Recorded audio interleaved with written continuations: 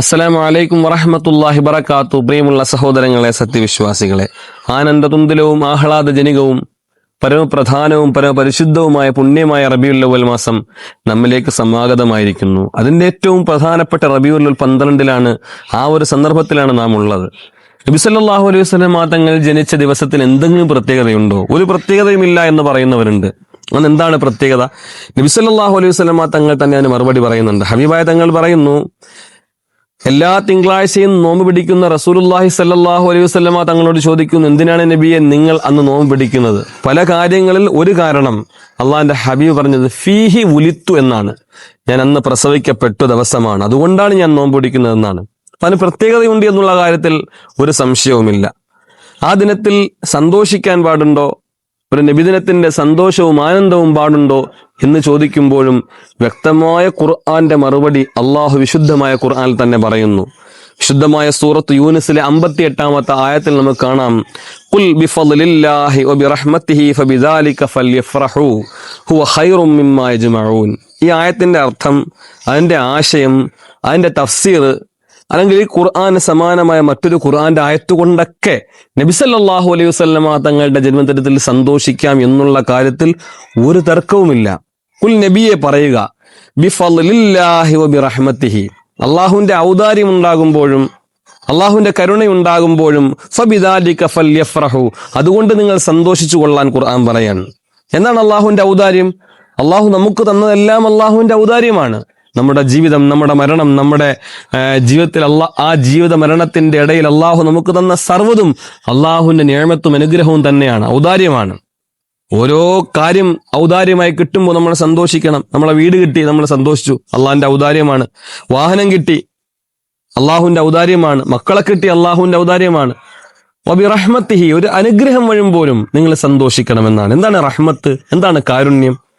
വിശുദ്ധമായ ഖുർആന്റെ തഫ്സീറുകൾ കാണാം, ആ റഹ്മത്ത് എന്നുള്ളത് പരിശുദ്ധ റസൂലുള്ളാഹി സ്വല്ലല്ലാഹു അലൈഹി വസല്ലമ തങ്ങളാണ്. തഫ്സീറുകൾ പലതിലും ഖുർആൻ എന്ന് പറയുമ്പോഴും മഹാന്മാരായ മുഫസ്സിരീങ്ങൾ അള്ളാഹുവിന്റെ പ്രവാചകൻ സല്ലല്ലാഹു അലൈഹി വസല്ലമ തങ്ങൾ എന്നും പറയുന്നുണ്ട്. സഹോദരങ്ങളെ, വിശുദ്ധമായ ഖുർആന്റെ ആയത്തുകൊണ്ട് തന്നെ നമുക്ക് പറയാമല്ലോ, ഏറ്റവും വലിയ റഹ്മത്ത് ഏതാ? വമാ അർസൽനാക ഇല്ലാ റഹ്മത്തൽ ലിൽ ആലമീൻ. വമാ അർസൽനാക, അങ്ങയെ ഞാൻ അയച്ചിട്ടില്ല, ഇല്ലാ റഹ്മത്തൽ ലിൽ ആലമീൻ, ലോകത്തിന് കാരുണ്യമായിട്ടല്ലാതെ.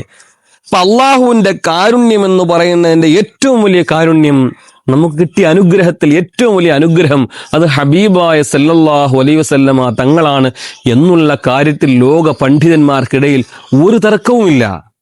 ഏറ്റവും വലിയ റഹ്മത്ത് ദുനിയാവിൽ നമുക്ക് ഈ ജീവിതത്തിൽ കിട്ടിയ റഹ്മത്തിൽ ഏറ്റവും അങ്ങേയറ്റത്തെ റഹ്മത്ത്, നമ്മളൊരു മുസ്ലിമായിട്ട് ജനിച്ചു, ആ ഹബീബായ തങ്ങളുടെ ഉമ്മത്തിൽപ്പെട്ട ആളാണ്.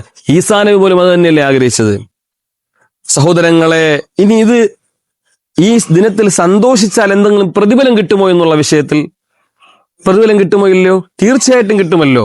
വിശുദ്ധമായ ഖുർആനിൽ അബൂലഹബിനെ ശപിച്ചുകൊണ്ടൊരു ഖുർആൻ അധ്യായമുണ്ട്. തബ്ബത് യദാ അബീ ലഹബിൻ വ തബ്ബ്, അബൂലഹബിന്റെ ഇരു കരങ്ങളും നശിച്ചു പോട്ടെ. ആ അബൂലഹബ് നരകത്താണെന്നുള്ള കാര്യത്തിൽ ലോക പണ്ഡിതന്മാർ ഏക അഭിപ്രായത്തിലാണ്.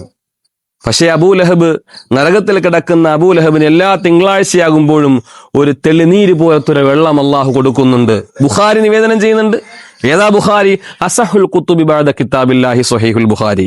വിശുദ്ധമായ ഖുർആൻ കഴിഞ്ഞാൽ പരിശുദ്ധമായ ഇസ്ലാമിന്റെ പ്രമാണങ്ങളിൽ ഏറ്റവും അടിസ്ഥാന പ്രമാണമാണ് സ്വഹീഹുൽ ബുഖാരി. ഇമാം ബുഖാരി റളിയല്ലാഹു അൻഹു ആ ഹദീസിന്റെ ഗ്രന്ഥത്തിൽ വ്യക്തമായിട്ട് അത് കൊടുത്തിട്ടുണ്ട്. അബൂലഹബിന് ഏതബൂലഹബ്? അള്ളാഹു ശപിച്ച അബൂലഹബ്. അബൂലഹബ് എന്താ ചെയ്തത്? തന്റെ അടിമ സ്ത്രീയെ, അള്ളാഹുവിന്റെ റസൂലിന്റെ ജന്മദിനം കൊണ്ട് സന്തോഷ വാർത്ത അറിയിച്ച അടിമ സ്ത്രീയെ മോചിപ്പിച്ചു എന്നുള്ളതാണ് കാരണം. ആ കാരണത്തിൽ ഹബീബായ സല്ലല്ലാഹു അലൈഹി വസല്ലമ തങ്ങളുടെ ജന്മദിനത്തിൽ ആ മുത്തുനബി തങ്ങൾ ജനിച്ചു എന്നുള്ള സന്തോഷത്തിൽ തന്റെ അടിമ സ്ത്രീയെ മോചിപ്പിച്ചപ്പോ, സുവൈബത്തുൽ അസ്ലമി എന്നാണല്ലോ അടിമ പെണ്ണിന്റെ പേര്, വന്നു പറഞ്ഞു അബൂലഹബ് തന്റെ യജമാനോട് പറഞ്ഞു, മുഹമ്മദ് അബ്ദുല്ലാക്ക് ഒരു മകൻ ജനിച്ചിട്ടുണ്ട്, മുഹമ്മദ് എന്നാണ് പേര്.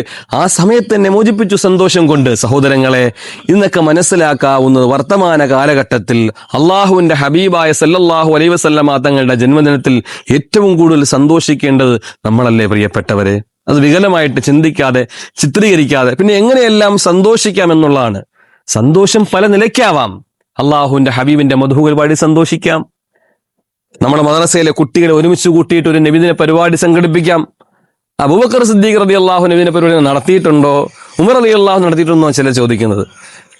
അബൂബക്കർ സിദ്ദീഖ് റളിയല്ലാഹു അൻഹു, ഉമർ റളിയല്ലാഹു അൻഹു, ഉസ്മാൻ തങ്ങൾ, അലിയാർ തങ്ങൾ, അവരുടെ ഫിഅൽ പ്രവർത്തനങ്ങൾ മാത്രമല്ല തെളിവ്. അവർ ചെയ്തിട്ടുണ്ടോ എന്ന് ചിന്തിക്കുന്നവര് പറയുന്നവരൊക്കെ ചിന്തിക്കണം. ഫിഅൽ മാത്രമല്ല, അവരുടെ കൗലും തെളിവാണ്. എത്രയോ മൗലിദിന്റെ ഫളായിലിനെ പറ്റി അബൂബക്കർ സിദ്ദീഖ് റളിയല്ലാഹു അൻഹു, ഉമർ റളിയല്ലാഹു അൻഹു, അലി റളിയല്ലാഹു അൻഹു എന്തെല്ലാം കാര്യങ്ങൾ പറഞ്ഞിട്ടുണ്ട്. ശേഷം വന്ന മഹത്തുക്കൾ, താബിഈങ്ങൾ, തബഉ താബിഈങ്ങൾ എന്തെല്ലാം കാര്യങ്ങൾ പറഞ്ഞിട്ടുണ്ട് നമ്മളോട്. അപ്പൊ അതുകൊണ്ട് പ്രവർത്തനങ്ങൾ പല രാജ്യങ്ങളിലും പല നിലയ്ക്കാണ് സന്തോഷിക്കുന്നത്.